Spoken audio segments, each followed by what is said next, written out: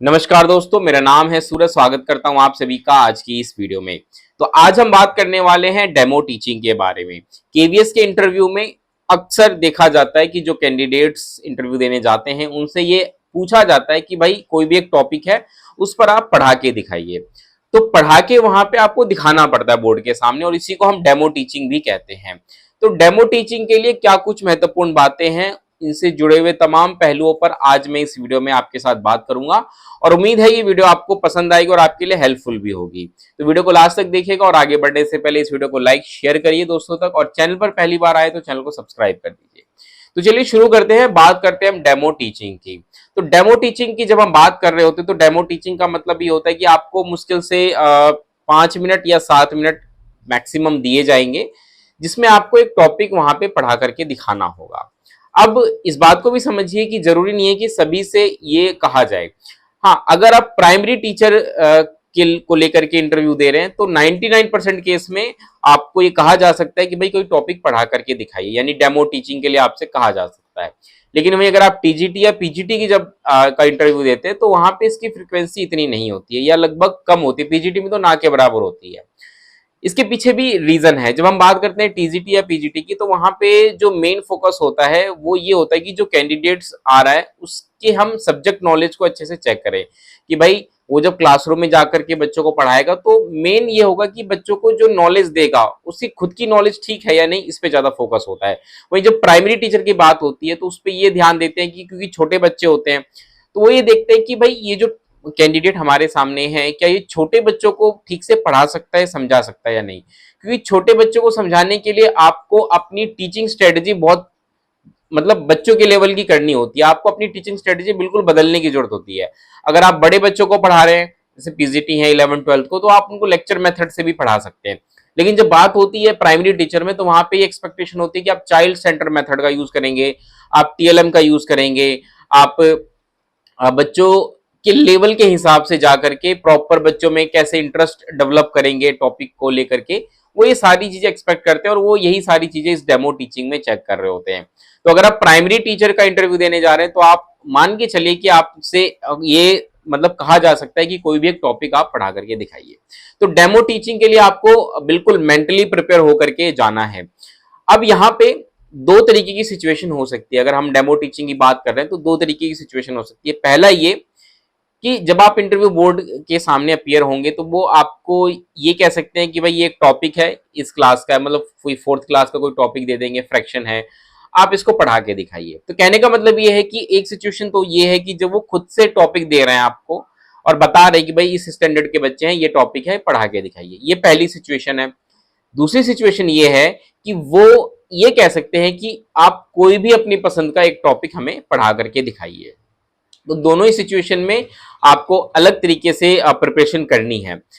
पहले सिचुएशन की बात करते हैं कि भाई अगर वो खुद से कोई टॉपिक देते हैं। अब देखिए, खुद से वो अगर टॉपिक देंगे तो कुछ भी दे सकते हैं। इसका मतलब ये है कि अगर आप डेमो टीचिंग की तैयारी कर रहे हैं तो आप सभी सब्जेक्ट में, हिंदी, इंग्लिश, मैथ्स, ईवीएस, सभी सब्जेक्ट्स में बेसिक जो टॉपिक्स होते हैं, 5-6 टॉपिक्स हर सब्जेक्ट में आपको मिलेंगे, बेसिक टॉपिक्स जो कि बहुत ही कॉमन होते हैं, उनको आप प्रिपेयर कर लीजिए। फॉर एग्जाम्पल मैथ्स में ज्यादातर अगर आप देखेंगे तो मल्टीप्लीकेशन, डिवीजन, फ्रैक्शन, डेसिमल्स, इसके अलावा जो छोटे बच्चों को हम पढ़ा सकते हैं, क्लॉक, ये कुछ ऐसे टॉपिक्स हैं जो बहुत कॉमन होते हैं मैथ्स में, और इस पर आप कम से कम 5 से 7 मिनट का एक डेमो टीचिंग तैयार करके रखेंगे। इसी प्रकार से ईवीएस की जब हम बात करते हैं तो वहां पे वो आपसे पूछ सकते हैं कि भाई फोटोसिंथेसिस कैसे पढ़ाएंगे, वाटर साइकिल कैसे पढ़ाएंगे, ठीक है, प्लांट्स के बारे में कैसे पढ़ाएंगे आप बच्चों को, एनिमल्स के बारे में कैसे बच्चों को पढ़ाएंगे, जो अलग अलग टाइप्स के एनिमल्स होते हैं, पानी में रहने वाले, जमीन पे रहने वाले, इस प्रकार से जो होते हैं, ये आप बच्चों को कैसे पढ़ाएंगे। बच्चों को फैमिली एक टॉपिक है, वो इंट्रोड्यूस कराना है, आप कैसे पढ़ाएंगे, फूड के बारे में बच्चों को कैसे पढ़ाएंगे। तो ये कुछ बेसिक टॉपिक्स हैं जिन पे कम से कम 5 से 7 मिनट का एक डेमो टीचिंग तैयार कर ले। ऐसे ही हिंदी और इंग्लिश में, अब जब हिंदी और इंग्लिश की बात होती है तो अगर आप जो कॉमन टॉपिक्स होते हैं इसमें ग्रामर से जुड़े हुए होते हैं, तो ग्रामेटिकल जो टॉपिक्स होते हैं, फॉर एग्जांपल नाउन, प्रोनाउन, इसी तरीके से हिंदी में संज्ञा, सर्वनाम, ठीक है। ये कुछ ऐसे टॉपिक्स हैं, 5 से 7 टॉपिक बहुत ही कॉमन होते हैं, इनको आप अच्छे से तैयार करके हर एक सब्जेक्ट में चार पांच कॉमन टॉपिक्स लेकर के 5 से 7 मिनट की एक डेमो टीचिंग आप अपना तैयार करके जाएं। ठीक है। तो ये तो सिचुएशन होगी कि जब वो आप को एक टॉपिक दे देंगे कि भाई ये टॉपिक है और आप इसको पढ़ा करके दिखाइए। लेकिन अगर सिचुएशन ये होती है कि भाई अपनी पसंद का कोई टॉपिक बताइए, अब अपनी पसंद का जब टॉपिक होता है तो वो आपको इन जनरल कह सकते हैं कि कोई भी टॉपिक पढ़ाइए, तो वहां पे मेरा जो सुझाव रहेगा कि आप कम से कम उस सिचुएशन के लिए एक हिंदी का या इंग्लिश का कोई एक पोयम जो है ना, कविता, वो तैयार करके जाए। क्योंकि देखिए जितने भी सब्जेक्ट्स है ना, हिंदी, इंग्लिश या मैथ्स, ईवीएस जो भी है, इन सारे टॉपिक्स में जो सबसे अच्छा टॉपिक माना जाता है वो पोयम माना जाता है, कविता मानी जाती है। अब वो हिंदी का भी हो सकता है या इंग्लिश का भी हो सकता है, तो आप उसको तैयार करके जाएंगे। तो इसके लिए आप बहुत अच्छे से तैयार कर लीजिएगा एक पोयम, इंग्लिश और हिंदी दोनों में एक एक पोयम तैयार कर लीजिएगा, पूरी अच्छे से याद कर लीजिएगा प्रॉपर जेस्चर के साथ, और अच्छे से आपको गा के वहां पे दिखाना पड़ेगा। वो यही सारी चीजें आपसे मतलब आपकी चेक कर रहे होंगे। तो एक तो सिचुएशन ये होगी कि आपको इन जनरल कहते हैं कि भाई कोई भी एक टॉपिक आप कराओ, तो मेरा सुझाव रहेगा कि पोयम या कविता आप अपने तैयार करके वही आप कराएं, ये सबसे इफेक्टिव माना जाता है। दूसरा वो ये भी कह सकते हैं कि भाई आप मैथ्स में कोई एक टॉपिक पढ़ाइए, या ईवीएस में कोई एक टॉपिक कराइए, या इंग्लिश में कोई एक टॉपिक, या हिंदी में कोई टॉपिक, ऐसे आपसे पूछ सकते हैं। मतलब सब्जेक्ट स्पेसिफाई कर देंगे और कोई एक टॉपिक कहेंगे आप तैयार करिए। तब तो आप वही पॉलिसी यूज कर सकते हैं जो फर्स्ट सिचुएशन मैंने आपको बताई थी, उसमें आप भी अपनी तरफ से कुछ टॉपिक्स तैयार करके जाएंगे, तो उसी में से कोई एक टॉपिक वहां पे डिलीवर कर देना। तो अगर आपको हिंदी या इंग्लिश की चॉइस देते हैं तो फिर से मेरा ये सजेशन रहेगा कि आप पोयम जो है वो तैयार करके जाएं। ठीक है। कविता हो सके तो एनसीईआरटी की किताब में से ही आप चूज कर लीजिएगा। एनसीईआरटी की किताब में आपको बहुत सारी जो क्लास थर्ड फोर्थ की जो बुक्स होती है उसमें बहुत सारे आपको पोएम्स मिल जाएंगे, आप उनको जो है वो तैयार करके जाएं। अब इस बात को समझिए कि डेमो टीचिंग की जब हम बात कर रहे हैं तो डेमो टीचिंग में वो सबसे ज्यादा क्या देखेंगे। पहली चीज जो आपको ध्यान रखनी है, अगर आप प्राइमरी टीचर हैं और उसका इंटरव्यू देने जा रहे हैं, तो वो सबसे ज्यादा चेक करेंगे आपका कॉन्फिडेंस। क्योंकि अक्सर देखेंगे ना हम पोयम जनरली बच्चों को कैसे पढ़ाते हैं, अगर आप वैसे ही नॉर्मल मतलब थोड़ा इंटरव्यू से हट करके सोचे तो जनरली लोग क्या करते हैं, पोयम का मतलब सिंपली बस जैसे हम कहानी बोल रहे होते हैं वैसे ही कविता की लाइनें बोल देते हैं, और ये एक तरीके से नीरसता पैदा करती है बच्चों में। अगर आप चाहते हैं कि आपकी जो क्लास है ना वो एकदम लगे कि वैसे जो सजीव लगे, क्लासरूम सजीव तब लगेगी जब पूरे बच्चे सारे इंगेज होंगे। तो वो तभी इंगेज होंगे जब आप किसी कविता को या किसी भी टॉपिक को बिल्कुल बच्चों को इंगेज कर करके पढ़ा रहे होंगे। तो ऐसे में जरूरी है क्लास को इंगेजिंग बनाने का, बहुत बहुत सारी टेक्निक्स होती है क्लास को इंगेजिंग करने के लिए। उसमें सबसे पहला तो यही होता है कि हम बच्चों को इन्वॉल्व करें। पोयम भी हम डायरेक्ट पोयम थोड़ी शुरू कर देंगे वहां जाते ही, या आप मैथ का कोई टॉपिक पढ़ा रहे हैं तो कोई भी टॉपिक हम डायरेक्ट शुरू नहीं करते। 1 मिनट की कम से कम आप भूमिका तैयार करिए। भूमिका का मतलब यह है कि उस टॉपिक को आप बच्चों को पहले धीरे धीरे इंट्रोड्यूस करिए, और धीरे धीरे इंट्रोड्यूस करने का तरीका ये होता है कि बच्चों की प्रीवियस नॉलेज के बेसिस पे हम उसको इंट्रोड्यूस कर सकते हैं। मैथ्स का कोई टॉपिक है तो हम किसी स्टोरी से शुरू कर सकते हैं, किसी रियल लाइफ इंसिडेंट से शुरू कर सकते हैं, बच्चों के साथ डिस्कशन कर सकते हैं। तो ऐसे करके अपना टॉपिक शुरू करिए, तो ये हो जाएगा फर्स्ट स्टेप। उसके बाद जब आप पोयम पढ़ाएं, कविता पढ़ाएं, तो थोड़े थोड़े अपने जेस्चर्स यूज करें। जेस्चर्स में जैसे अगर आप बच्चों को कोई ऐसी स्टोरी सुना रहे हैं जिसमें कोई शॉकिंग सीन है, तो अपने फेशियल एक्सप्रेशन से वहां पे उसको दिखाने की कोशिश करें। या जैसे आप कविता गा रहे हैं तो कविता गाएं तो ऐसा लगे कि हाँ आपकी आवाज तो चलिए ठीक है अच्छी हो या ना हो ये एक दूसरी बात है, लेकिन कविता जब आप गाएं तो सामने वाले बोर्ड मेंबर को लगे कि हाँ मतलब कि बहुत बढ़िया तरीके से आप गा रहे हैं और बच्चे भी उसको एंजॉय कर रहे होंगे। तो ये आपको ध्यान में रखना है। इसके अलावा एक वॉइस मॉड्यूलेशन भी होता है जो आपको यूज करना है। इसके साथ साथ आपको टीचिंग लर्निंग मटेरियल भी यूज करना है। इस बात को समझ लीजिए कि वहां पे आपसे डेमो टीचिंग पूछी जाए या नहीं पूछी जाए वो वहीं पे डिसाइड होगा। मैंने कहा पूछी भी जा सकती है। तो अब ये थोड़ी है कि आप घर से कुछ टीएलएम बना करके लेके जाएंगे। टीएलएम भी आप कैसे डिसाइड करेंगे, तो आपको टीएलएम घर से तो लेके नहीं जाएंगे। यहाँ पे आपका प्रेजेंस ऑफ माइंड बहुत ज्यादा काम करेगा। आप जब इंटरव्यू बोर्ड के अंदर जाएंगे तो आपको ये बात समझनी पड़ेगी कि जैसे ही वो कोई टॉपिक आपको देंगे आपको तुरंत ये दिमाग लगाना पड़ेगा कि कैसे मैं इस टॉपिक को अच्छे से पढ़ाऊं, और क्लासरूम में जो कुछ भी वहां पे है, उस रूम में जो कुछ भी अवेलेबल है उसी को एज अ टीएलएम मैं यूज करके वहां पे पढ़ा सकता हूं। तो ये आपको एट अ टाइम वो डिसीजन लेना पड़ेगा। इसकी प्रैक्टिस धीरे धीरे हो जाएगी। अब जैसे जैसे टॉपिक्स तैयार करेंगे ना अपना डेमो टीचिंग के लिए, आप समझने लगेंगे कि भाई क्लासरूम या उस मतलब बोर्ड रूम में क्या क्या बेसिक चीजें हो कम से कम, जिससे कि मैं वो टॉपिक पढ़ा सकूं। फॉर एग्जाम्पल मैथ्स में अगर शेप्स पढ़ाना है तो शेप्स के लिए आप देखेंगे कोई भी रूम हो वहां पे कुछ ना कुछ बेसिक शेप्स मिल ही जाते हैं। तो उस शेप्स के आप शेप्स उस तरीके से वहां पे इंट्रोड्यूस कर सकते हैं।